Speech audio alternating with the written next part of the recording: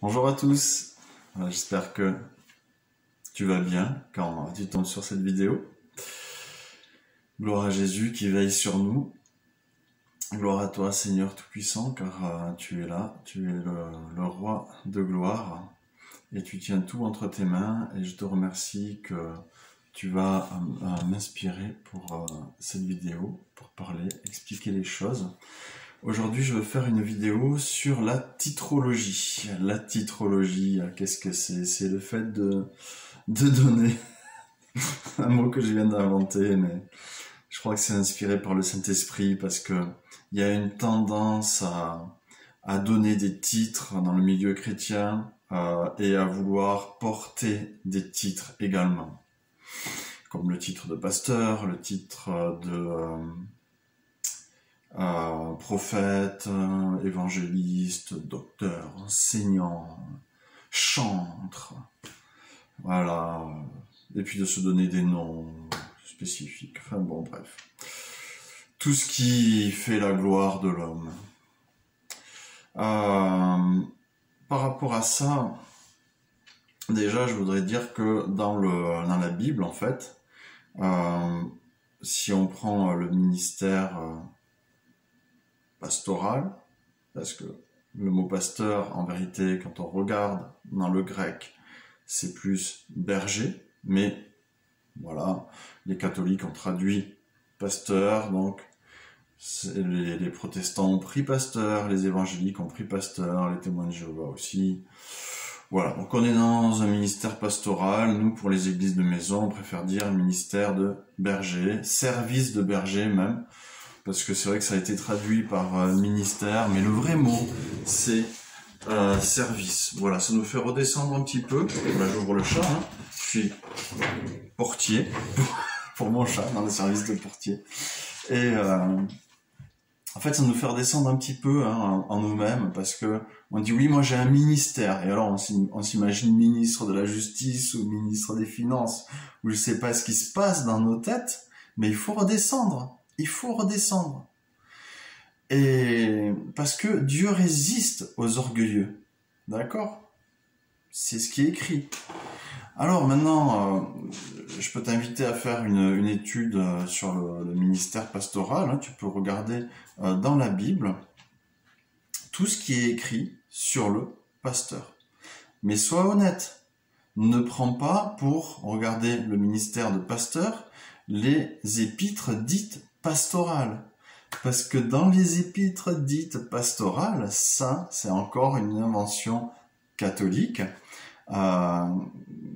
Ces épîtres ne sont pas des épîtres pastorales.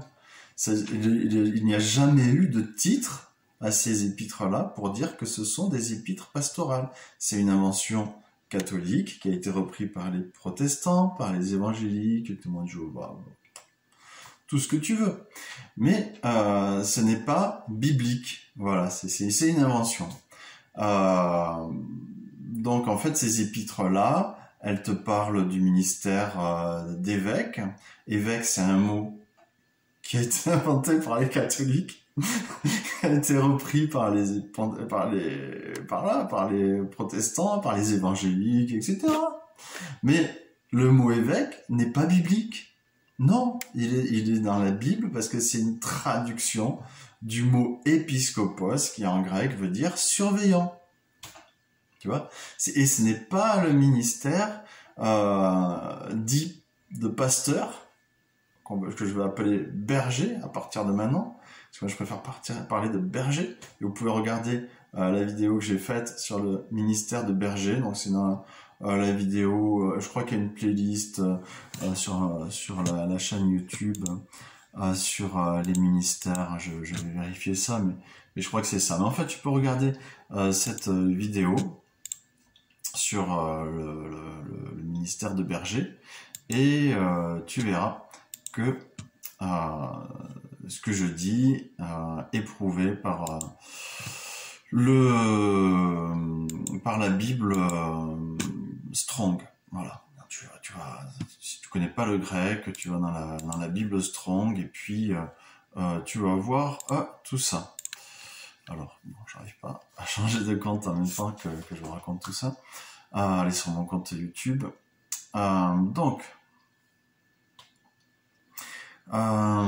Ce que je voulais dire, c'est que dans la Bible, le ministère, c'est le service. Voilà.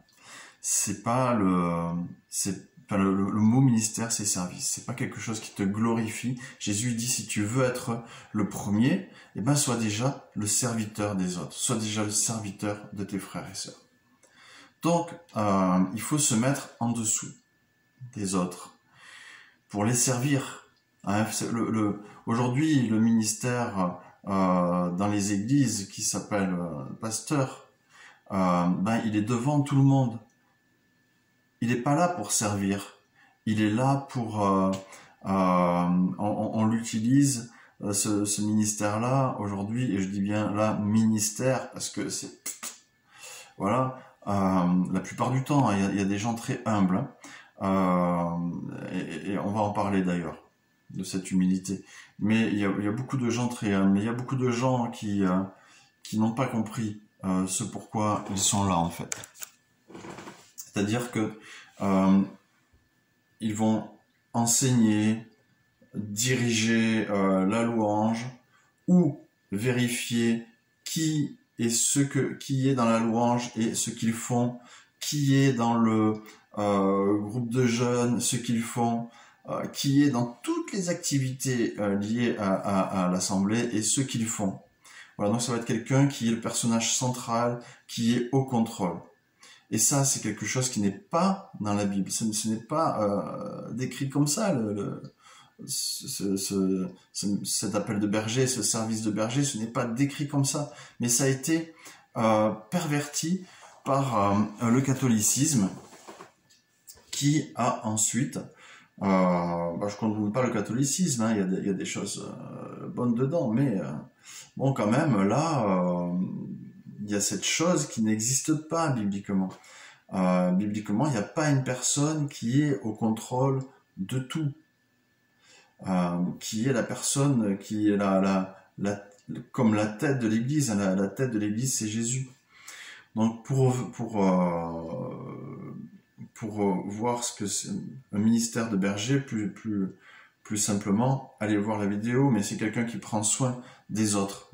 Voilà, quelqu'un qui prend soin des autres. Il est au milieu des autres, il est au même niveau que les autres, et celui qui a le service de berger, simplement il prend soin des autres. Hein, il veille à ce que tout soit bien.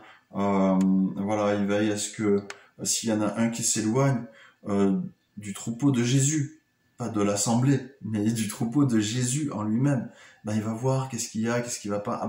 Ok, t'es allé rejoindre notre assemblée, d'accord, il n'y a pas de souci, t'es avec Jésus. Ah maintenant, parce que souvent il y a ça aussi, hein, on veut garder les personnes sous notre coupe. Quand on a ce ministère de pasteur, des fois on veut garder les gens sous notre coupe. Alors que si on a un appel, un service de berger, on est le berger qui est employé par le propriétaire des brebis. Et en fait, le propriétaire des brebis, c'est Jésus. Donc nous, on va voir la brebis, elle est où? Ah, elle est là. Ok, elle est dans un autre pâturage, donc une autre assemblée avec d'autres brebis, mais elle est toujours dans le troupeau du Seigneur. C'est bon. Voilà. Donc le berger va faire un petit peu ce genre de choses. Le prophète, je vais pas m'étaler non plus dessus, mais voilà, c'est surtout parce que un prophète, par exemple, si on l'écoute pas, il va se vexer, vous voyez, il va se vexer parce qu'on l'écoute pas. Mais enfin, un prophète qui est mal formé. Mais la parole, c'est celle de Dieu, c'est celle de Papa, celle de Jésus qui est délivrée. Donc c'est à lui de mal le prendre si on n'écoute pas son prophète. C'est pas au prophète de se vexer. Lui, il doit juste délivrer la parole. Et cette chose d'avoir des titres, je voudrais dire un truc aussi, c'est que par exemple, si on prend quelqu'un de humble, comme, je le connais pas du tout, mais David Terry, dans ses vidéos, et puis je pense que dans la vie, D'ailleurs, il ne doit pas se présenter en tant que pasteur, mais dans ses vidéos, vous pouvez regarder toutes ses vidéos. Il dit bonjour, je suis David Terry. Voilà, je fais ça. Bon, c'est-à-dire qu'il fait une école de délivrance ou une école d'activation des dons. Voilà, une école d'activation des dons. Voilà, je suis le fondateur de l'école. Mais il dit pas bonjour, je suis pasteur David Thierry. Il dit pas ça. Un mécanicien, il dit pas bonjour, je suis mécanicien un tel. Un garagiste, un boulanger, il dit pas bonjour, je suis boulanger un tel. Vous voyez? Mais dans le domaine chrétien, on a pris cette habitude de dire voilà, je suis prophète un tel, je suis pasteur un tel. Et puis les brebis encouragent aussi ce système-là en disant ben voilà, c'est pasteur machin. Pasteur un tel m'a dit cela, prophète un tel m'a dit cela, évangéliste machin m'a dit cela.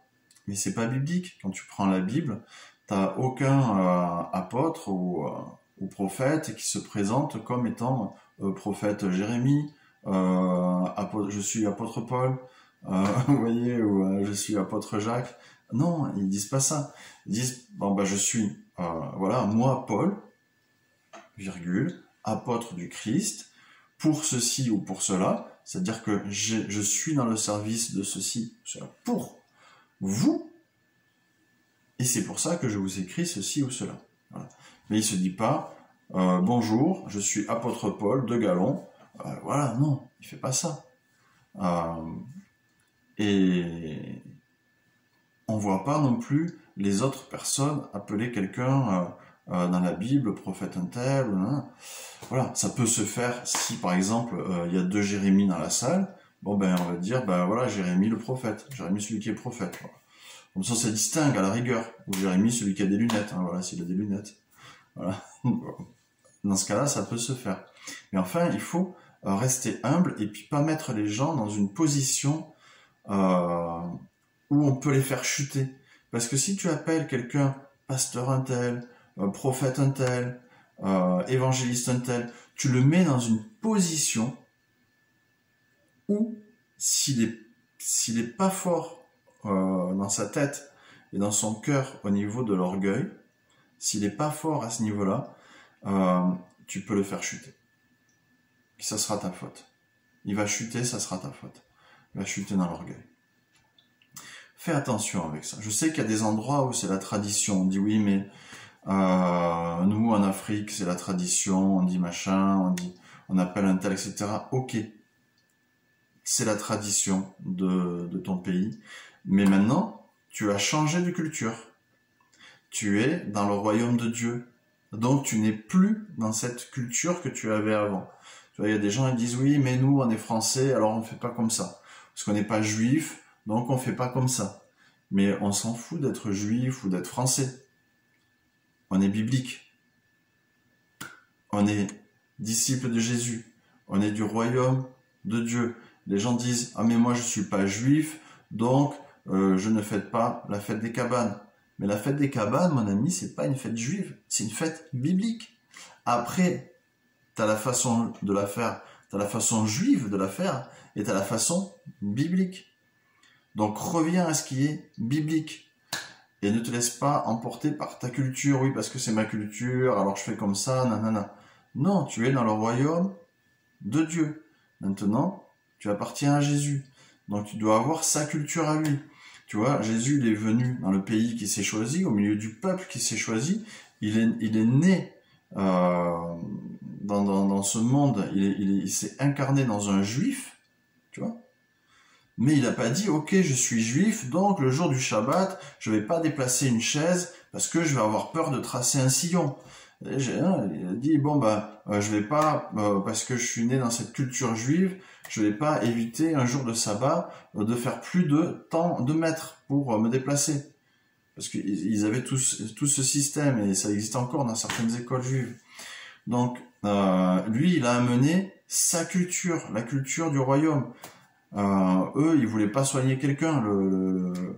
Dans la culture de l'époque, des chefs religieux juifs, il fallait pas soigner quelqu'un le jour du Shabbat. Si vous voulez vous faire soigner, venez un autre jour. Eh ben non, Jésus, il dit, est-il permis de soigner quelqu'un? Alors regarde, t'as une chèvre qui tombe dans le puits, tu vas la chercher. Donc lui, il ramène les choses bibliques. Dieu, donc il dit, le Père, il a donné ça. Il a donné ce jour comme ça. Vous en avez fait ça, ça, ça. Non, c'est pas ça.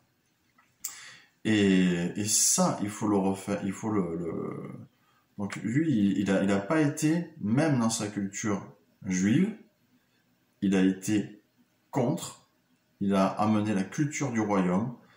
Alors toi, qui est-ce que tu es par rapport à Jésus pour dire, mais moi, je garde ma culture africaine, française, polonaise ou je sais pas quoi, et donc je continue de faire ça dans l'église. Non! Suis l'exemple de Jésus. Ne ramène pas ta culture dans l'église, prends la culture du royaume. Amène la culture du royaume sur terre. N'amène pas la culture de la terre dans le royaume. Tu comprends ce que tu es en train de faire? Tu es en train de rater le but. Tu es en train de faire comme les Juifs de l'époque. Le but que Jésus, que l'Éternel avait donné aux Israéliens, pardon. Je n'aime pas ce terme d'israélite, mais le but qu'il avait donné à Israël, c'est d'apporter le royaume, la culture de Dieu au monde. Mais en fait, eux, ils ont créé des traditions et une culture et ils l'ont importé dans le culte de l'Éternel. Ils l'ont importé dans leur relation avec l'Éternel. Et qu'est-ce que le monde voit? Une culture de plus, une culture humaine de plus. Mais il ne voit pas la culture du royaume. Il ne voit pas les bénéfices du royaume. Ils ont échoué. C'est pour ça que l'Éternel s'est tourné vers nous, qui ne sommes pas juifs, qui ne sommes pas Israël. Il le savait du départ. Il avait prévu ça du départ. De toute façon, il savait qu'il allait faire ça. Mais ne faisons pas comme nos grands frères israéliens. Ne faisons pas comme eux. Paul dit que ce qui leur est arrivé pour notre exemple. Je parle vraiment dans des choses que j'avais pas prévues en fait. Mais voilà, Paul dit que ces choses-là, tout ce qui leur est arrivé pour notre exemple. Donc aujourd'hui, ramenons la culture du royaume. Vivons la culture du royaume. Vivons-la ici, dans l'assemblée. Et puis aussi sur terre, autour de nous. Quand on est en dehors de l'assemblée, quand on n'est plus assemblé avec nos frères et sœurs pour un culte, pour un moment de partage, pour la louange, je ne sais quoi d'autre. Mais on reste des ambassadeurs du royaume de Dieu.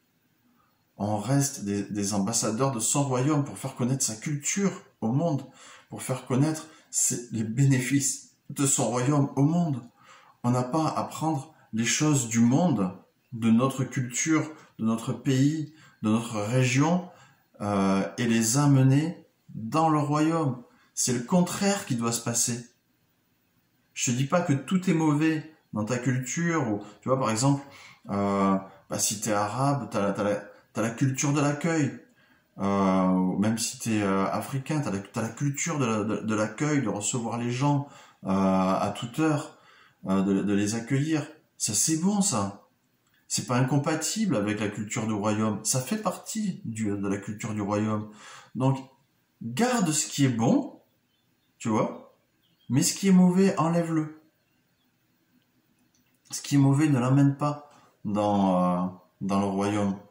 Vérifie si c'est compatible. Et là, je te dis que la titrologie, donner des titres à une personne, de l'appeler pasteur machin, de l'appeler prophète machin, de l'appeler évangéliste machin, je te dis que ça, c'est ta culture, de ton pays, de ta région, de ce que tu veux. C'est pas la culture du royaume. La culture du royaume, c'est un tel et dans un ministère de, enfin un service de, voilà. Utilisez le mot service, c'est plus simple. Tu vois, les gens, ils me contactent, ils m'appellent, ils disent, oui, salut, j'ai vu que tu fais ça, j'aimerais bien travailler avec toi, moi je suis dans un ministère de ceci, cela. Déjà, il m'a perdu, quoi. Déjà, je me dis, bon, écoute, on va le rencontrer, et peut-être que on va essayer de, on va discuter déjà, on va parler, et puis peut-être que il redescendra, tu vois. Mais c'est vrai que la plupart des personnes, des fois, sont voilà, je suis dans un ministère 2 et puis le problème, c'est que comme ils se disent, voilà, je suis dans un ministère 2, je suis dans un appel 2, je suis pasteur, évangéliste, je suis prophète, je suis enseignant. Ils veulent être reconnus en tant que tels. Ils veulent être reconnus en tant que tels. Ça arrive qu'il y a des personnes qui quittent une assemblée, même qui ont quitté nos églises de maison ou d'autres choses, voilà, par manque de reconnaissance. Mais il faut pas prendre les choses à l'envers, il faut prendre les choses dans le bon sens. C'est-à-dire que si tu sais que Dieu t'a donné un service pour enseigner, par exemple, Dieu t'a donné un service pour enseigner, ou Dieu t'a donné un service de guérison, ou de simplement prendre soin, d'être berger auprès de tes frères et sœurs. N'attends pas que les autres le reconnaissent et qu'ils t'appellent berger, ou qu'ils t'appellent pasteur, ou qu'ils t'appellent évangéliste ou machin. N'attends pas ça. Fais ce que Dieu te dit de faire. Tout simplement, fais-le. Dieu te dit, apporte une couverture à ton frère, il a besoin d'une couverture. Apporte une couverture à ton frère. Dieu te dit, peut-être que tu auras accompli un acte prophétique et même ton frère, il va te dire, ah mais cette couverture, moi ça me fait ça dans mon cœur, ça me fait penser à ça, parce que le motif qu'il y a dessus, etc. Et tu vas voir que ton service prophétique, il va se réaliser par une simple couverture que tu as apportée à ton frère. Ou alors ça sera ton service de berger que ton frère va voir, il va voir, ah ben merci, parce que c'est vrai, j'avais froid, j'avais besoin de cette couverture à ce moment-là. Donc, tout simplement, et les gens, ils vont voir que, les autres frères et sœurs, ils vont voir qu'il prend soin, il fait ceci, il fait cela. Et eux-mêmes, ils vont dire à un moment, mais lui, son service, c'est ça, quoi. Lui, son service, c'est ça, et tu veux. Mais tu l'as vu, ben oui, ben ça se voit. T'as pas besoin, toi, de forcer les choses et de te vexer si on voit pas. Si tu es dans un bon état d'esprit, tu vois. Caïn, il a tué son frère. Il a tué son frère, pourquoi? Parce que son frère a été reconnu par l'Éternel sur telle chose, voilà, en fait, je vais pas rentrer dedans, mais simplement on va dire que son offrande a été acceptée, son offrande à lui a pas été acceptée, l'offrande de Caïn. Et puis il a pris la mouche, et il s'est vexé, et il s'est monté le truc, et jusqu'au point de tuer son frère. Mais Dieu lui a dit, si tu agis bien, tu relèveras la tête. Si tu agis bien, tu relèveras la tête. Agis bien, agis selon ce que Dieu te dit de faire. N'agis pas selon ce que toi tu penses ou ce que tu veux. Tu vois? Et les autres vont voir, et les autres vont pas t'appeler, parce qu'il faut pas qu'ils t'appellent prophète ou pasteur ou évangéliste ou machin, faut pas qu'ils t'appellent comme ça, mais ils vont reconnaître que tu as ce service, que tu as ce don, et que ça leur fait du bien, et que ça peut servir à d'autres. Donc voilà tout ce que je voulais dire ce matin, et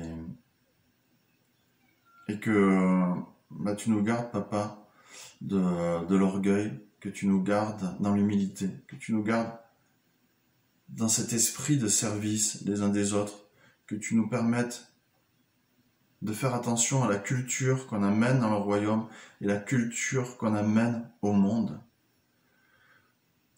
Merci que tu es là par ton Esprit Saint, tu vis en nous et tu nous rappelles toutes les choses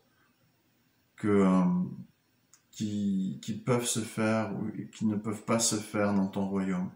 Merci que tu nous donnes vraiment cet esprit d'humilité, cet esprit de service, cet esprit simple, doux, patient, qui est amoureux de ton âme et de celle des frères et sœurs.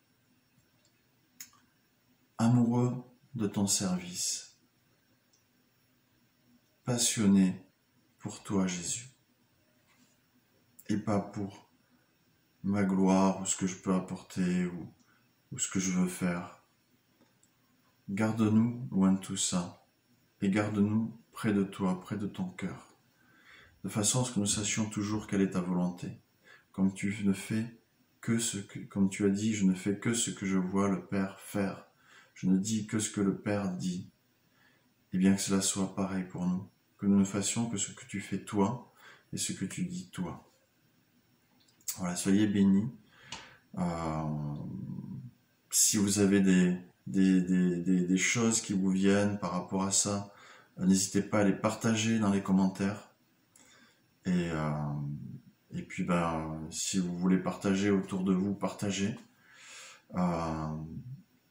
De façon à ce que ça puisse profiter au plus de monde.